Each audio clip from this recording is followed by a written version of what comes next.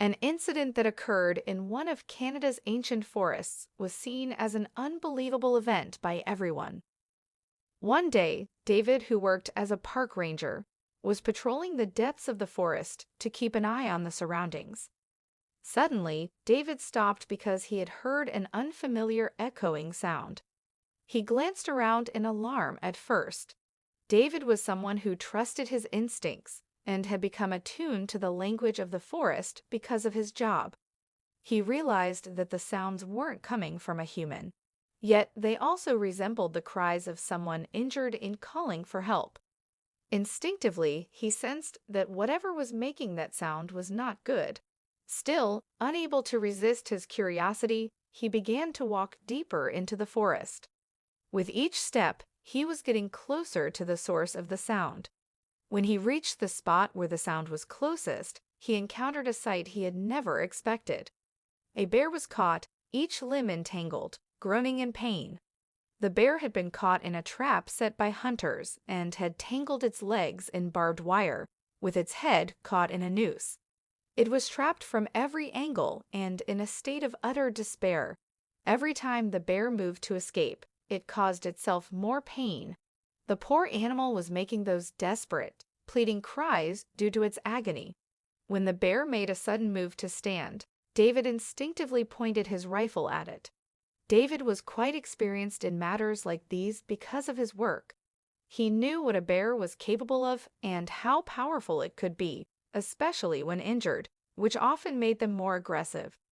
Letting his guard down could have been fatal for David. However, a voice inside David told him that this time was different, and he needed to help. It was as if the bear, with its desperate eyes, was begging for help. Overcome with compassion for the bear, David decided to set aside his fears and concerns and approach it.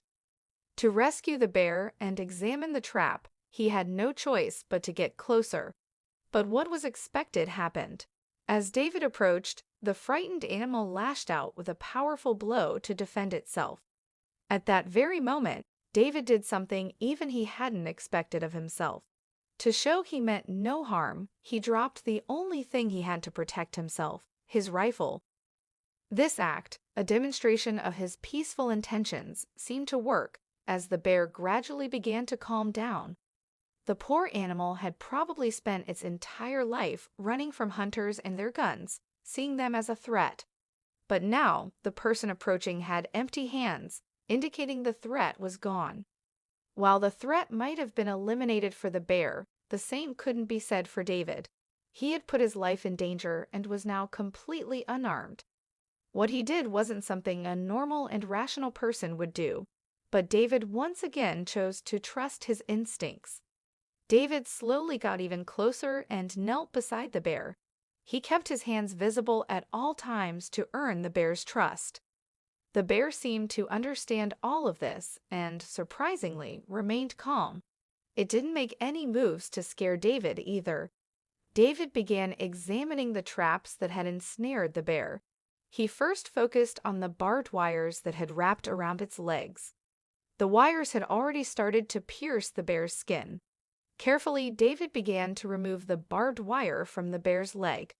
The poor bear groaned in pain as the barbs dug into its flesh. David removed all the wires. Now only the trap around its paw remained. Once he removed this, the bear would be completely free. There were two possibilities. Either the bear would attack David once it was freed, or it would run away from the spot. Unfortunately, David had no choice but to trust. Gathering all his courage and love for animals, he freed the bear's paw from the trap. At last, the poor bear was free, but David did not expect the bear's reaction. Instead of leaving, the bear lay down right where it was.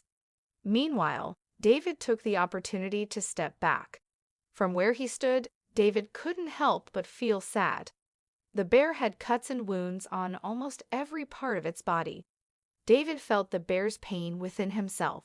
A few minutes later, the bear tried to gather its strength and stand up. It was losing its balance as it walked.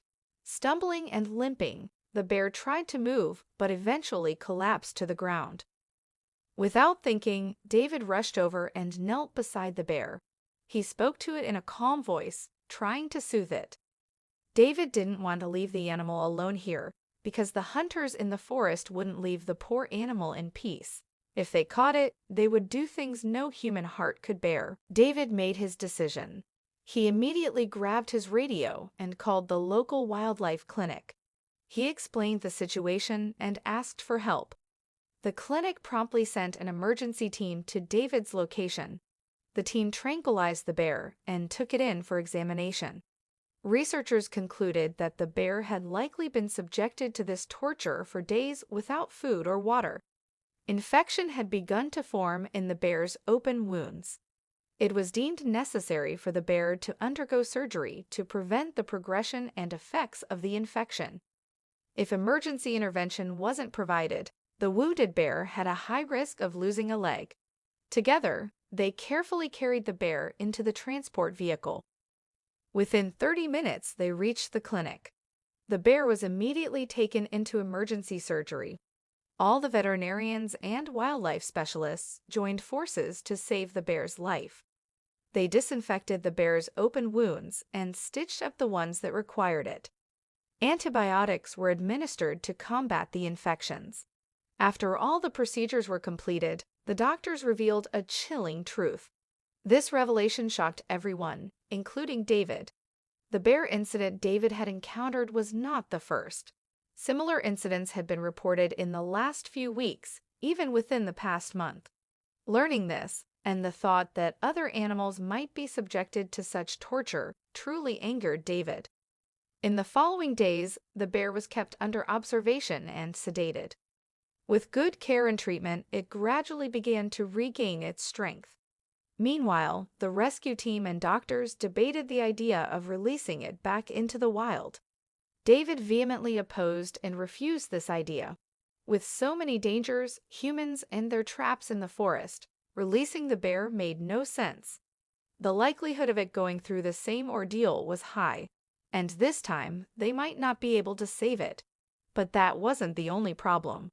Unfortunately, there were insufficient shelter and resources to house the bear for more than a few days. They had no choice but to release the bear back into the wild. With the situation being what it was, David had no other option. Before releasing the bear, he had to return to the forest and find the culprit responsible for this. He was on a tight schedule and had to hurry. Immediately, he took the evidence gathered at the clinic and went to the police station. He began the investigation with the animal control team. But this wasn't enough for David. He felt he needed to track the culprit himself to resolve this incident. He began investigating, equipping himself and placing hidden surveillance cameras in the areas of the forest where hunting was most common. However, he found no trace of anyone.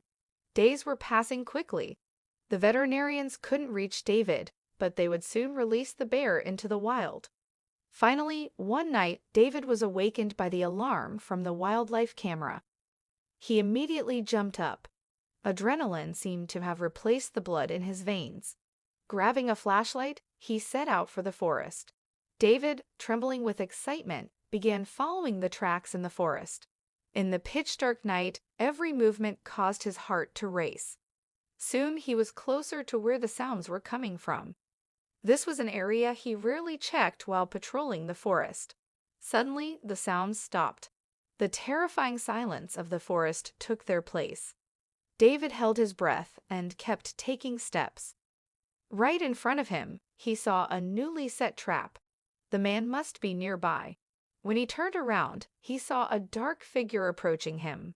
Instantly, he leaped at the approaching figure and attacked. There was a struggle for a while, but David eventually managed to knock him out. This was indeed the man who had set the traps. David immediately called the police to the scene. The police arrived and arrested the man. They gathered the remaining evidence and went to the police station. During questioning, the man confessed to his crime and revealed the locations of all the other traps he had set. The authorities found and neutralized all the traps that had been described.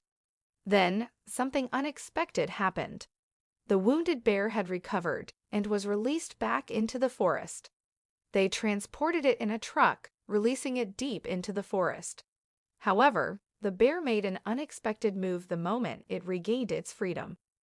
While everyone expected it to flee, the bear stopped and turned around, looking back at the people who had saved it with eyes that seemed to express gratitude. Seeing this, David and the other rescue team members couldn't hold back their tears. The bear looked ahead again and started moving toward the depths of the forest, disappearing among the tall trees.